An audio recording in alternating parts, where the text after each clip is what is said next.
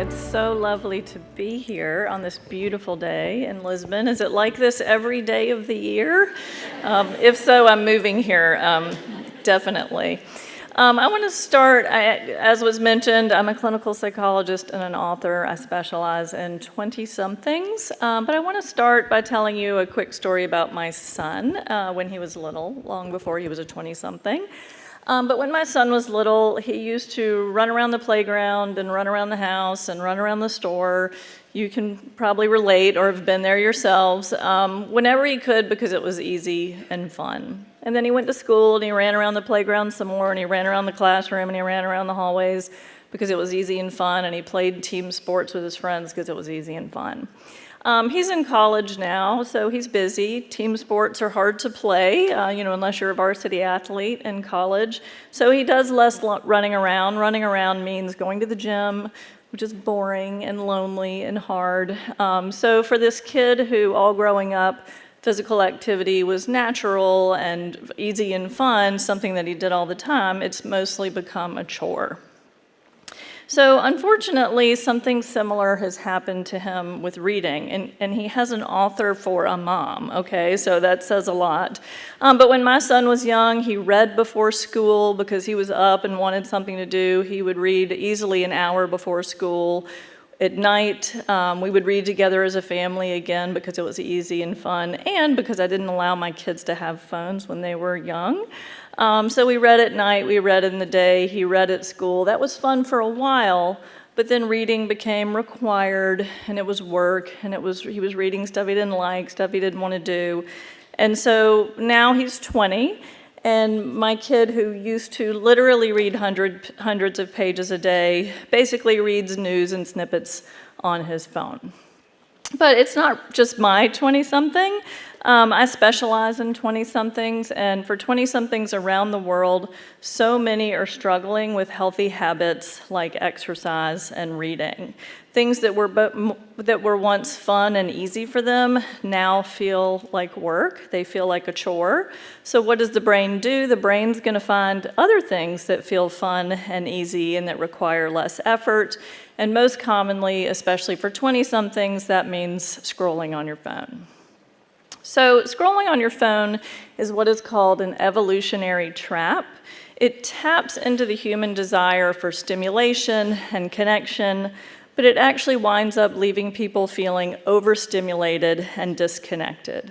That's because too much information, too many social comparisons leave people feeling anxious and stressed and distracted and depressed. This is a problem for all ages.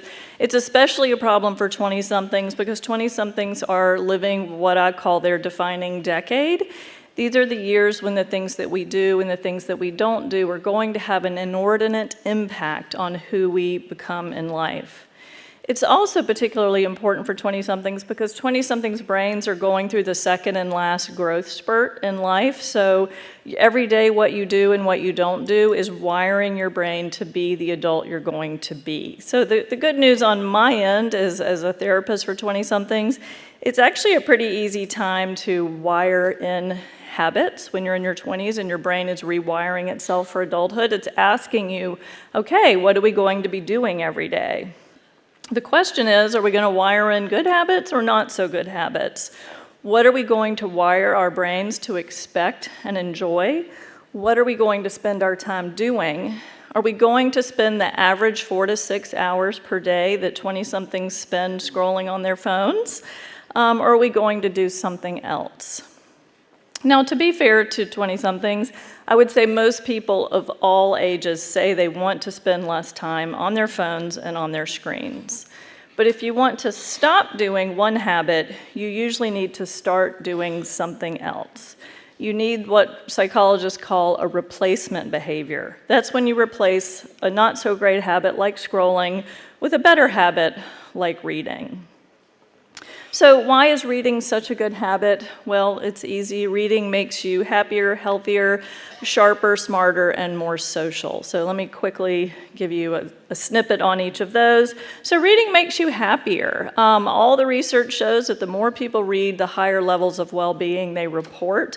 I see this in my office all the time, that I see somebody say, you know what, I want to start reading more. I'm going to read at night 15 minutes before I go to sleep, or I'm going to wake up in the morning and I'm going to reach for my book instead of my phone, and I'm going to read. And almost immediately they say, I started doing that and I feel so much better. And interestingly, I saw the reverse in real time. I'm going to date myself here, but I've been working with 20-somethings since before social media was a thing, since before Facebook was a thing. And I remember working with clients in my office and them saying, you know, I think I'm going to join this thing called Facebook. And then they'd come in the next week and they'd say, I joined Facebook, I hate my life. I'm behind, everybody's happier. This is like getting a Christmas card every day with people's, greatest hits. So it's interesting because I saw that happen in reverse. I saw people join social media and almost immediately become less happy. But I also get to see people say, I'm going to start reading, and they almost immediately become more happy. And in a time where we're constantly talking about, I want to feel happier right now, what can make me feel happier right now? Reading could make you feel happier right now. Reading also makes you healthier. Reading reduces stress. It engages the prefrontal cortex, which gets us out of the amygdala, or the more emotional kind of irrational parts of our brain. If you want to get your mind off of one thing, that thing you're stressing about, the thing at work, the friend who's not texting you back, you have to put your mind on something else. Reading is very similar neurologically to mindfulness or meditation because it focuses your brain in on something specific and helps you relax and restore. Reading makes you smarter. That's probably not a big surprise. The process of reading boosts brain connectivity. It boosts your intelligence, your vocabulary, your creativity, and your problem solving. And of course, the content of what we read helps us be more informed about the world and about other people's experiences. Reading makes you sharper, so unlike sort of swiping and scrolling from little bit to little bit on our phones, reading improves focus and intellectual grit. Regular reading, it leads to higher levels of cognitive performance in young adults, and it's not just about the young adults, it leads to lower and slower levels of mental decline as we age, even if we start the habit in midlife, so it's not too late for anybody out there, even me. And then reading makes you more social. It helps us tap into other people's lives and perspectives. It increases empathy and compassion and helps us connect with others about what it is we're reading. But just because reading is good for you, it doesn't mean it has to be a chore. It doesn't have to be like doing homework or push-ups. In fact, the key to making something a habit is to increase the enjoyment and the ease with which we do it. So quickly, I want to talk about what does it really mean when, we talk about I want the habit of reading, or people need better habits, they need to make reading a habit. What does it really look like if reading is a habit? According to the Reading Habit Index, psychologists have a questionnaire for this. Reading is a habit if you agree with the following statements. Reading in my spare time is something that I do frequently, I do automatically, I do without having to remember, I miss it if I don't do it, I do it without thinking, it would require effort for me not to do it, it belongs to my daily routine, I don't need to think about doing it, it's part of who I am, and I've been doing it for a while. So that's kind of a high bar for reading to be that embedded in our lives. But to get reading re-embedded in our lives, we need to increase that enjoyment and ease. We need to make it fun and easy. So how do we do that? How do we reinvent the enjoyment and the ease that was once there for my son, or for probably many of the 20-somethings you know? I often say that working with 20-somethings is like working with airplanes just after takeoff. It's a time when a small change in course can make a big difference in terms of where you land. So that's really good news. We can make some small changes that make a big difference across the decades. But of course, it's never too late for any of us to shift our habits or how we use our time. It's never too late to create the habit of reading. So I'm going to quickly run through 13 small shifts that could help you or someone you know and love create the habit of reading. You don't have to do all 13. Remember, I said it could be one small shift of the airplane could make a big difference. So number one, make reading authentic. So reading is enjoyable. It feels enjoyable when books are freely chosen. Whether you're choosing romance novels or pulp fiction or historical nonfiction, it doesn't matter. The best kind of reading is the kind that you'll do. In the age of artificial intelligence, authentic intelligence is what you're really curious about, what you've really read about, what you really know how to do. When I want to understand who a college student is and what they're about, I don't ask them what classes they're taking. I ask them what books they've chosen to read and why. Number two, see yourself as a reader. Many people don't see themselves as a reader, and my husband is a great example of this. He doesn't see himself as a reader, but they're actually reading thousands of words per day on their phones, whether that's in news articles or TikTok subtitles. A lot of reading is going on, even on TikTok in these small little bursts. So let's get away from the dichotomy of readers, non-readers, I'm not a reader. Most everybody is a reader to some extent. Let's make it easier for more people to read more books. One of the best ways to do that, we get to number three, keep a book with you. So whether it's a book on your phone or it's a physical book, always have your reading material within reach. Put it on the coffee table, put it on the bedside table, put it in your purse. You want to make it easy to pick up your book and read anywhere, anytime. Some people wonder whether it's better to read a physical book or a book on your screen. I don't want to get too sidetracked on that. There are some differences, but I'm going to keep coming back to this. The best kind of reading is the kind that you'll do. So I actually just had a 20-something yesterday tell me this great book she was reading, and it's actually, she said it's, an 800-page tome, and she specifically put it on her phone or on her pad because it's too heavy to carry around. So books on your phone aren't always bad. Number four, put a book where your phone would be. So when people talk about relaxing, they say, I want to unplug. But ironically, currently, most people unplug by watching TV or scrolling on their phones, by plugging in to their devices. So when you put a book within reach and a phone out of reach, you can replace those minutes and those hours that you're scrolling on your phone with reading your book, whether that's 5 minutes in the waiting room at the doctor's office or 20 minutes on the train or 15 minutes before bed. Number five, keep a list. So my son has a list on his phone of all the movies that he wants to be sure that he watches. So I asked him to start a list of the books he'd like to read. Sometimes just having an idea about what you want to read is the first hurdle.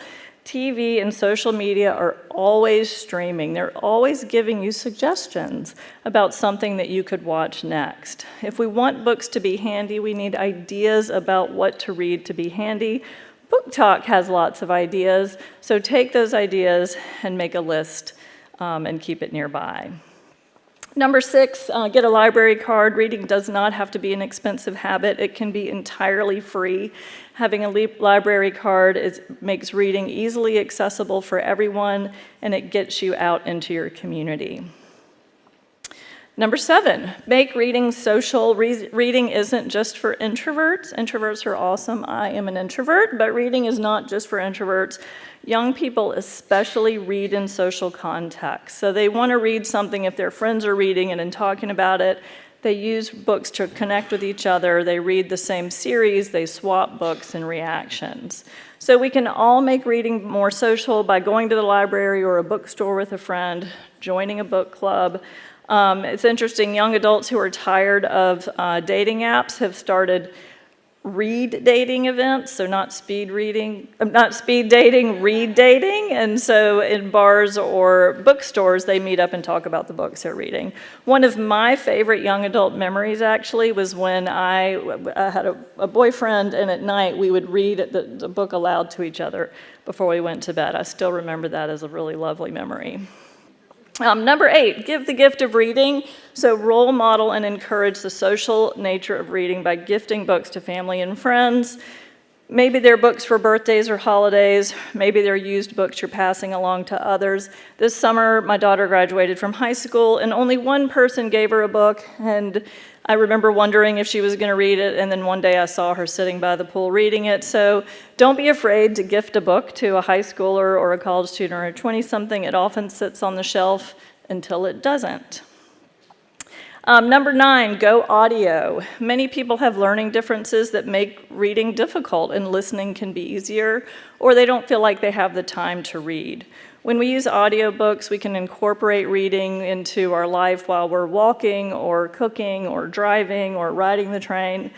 A lot of people say that listening to audiobooks also helps them connect more with the books. They feel connected to the author. Lots of people write or send me emails and say, I loved hearing you read your book to me on audio. In a 2019 study out of UC Berkeley, audiobooks were shown to have the same benefits as reading, that whether heard or read, the same words activated the same parts of the brain and with the same intensity. Number 10, set a goal. So this isn't for everybody, but for the goal-oriented, sort of streaky among us, it's okay to set a goal and to say, I'm going to read a chapter a day or 5 pages a day or a chapter a week. So for some people, having that structure makes it easier to kind of get them started on reading and to keep them going on reading. Having a goal is having an intention on a deadline. Number 11, set a time. So put reading on your calendar for a month, like you would a yoga class or a visit to the gym. As with many healthy habits, sometimes we just have to make ourselves do it, and then the enjoyment takes over from there. I hear that a lot from 20-something clients. They say, I don't really feel like reading, but I just made myself do it before bed every night for a week, and then right away they say, wow, I'm feeling better. And then number 12, this is really my favorite one, start small. Putting reading on the calendar or incorporating it into your life doesn't have to mean an hour a day or even an hour a week. There was a 2009 study at the University of Sussex that showed that reading just 6 minutes a day reduced stress by much as 68%. It did an even better job of reducing stress than walking or listening to music. In part of my looking around for content for this talk, I found a company called Gen Z Media that has a series called 6 Minutes, and those are short 6-minute audio series, they must have read the research, that you can listen to as you're walking or driving or trying to relax. So as with exercise, any amount is better than nothing. And then number 13, my last one, is know when to quit. You don't have to finish every book that you start. That brings us back to where we began, that reading should really feel free and fun, not like a chore or an obligation. It's okay to put down a book that you don't like, especially if that means you're going to pick one up that you do. So to close, my main takeaway is something you've heard me say before. The best kind of reading is the kind that you'll do. No matter the genre or the medium or the setting or the amount or your age, the secret to reading tomorrow is reading today. Thank you.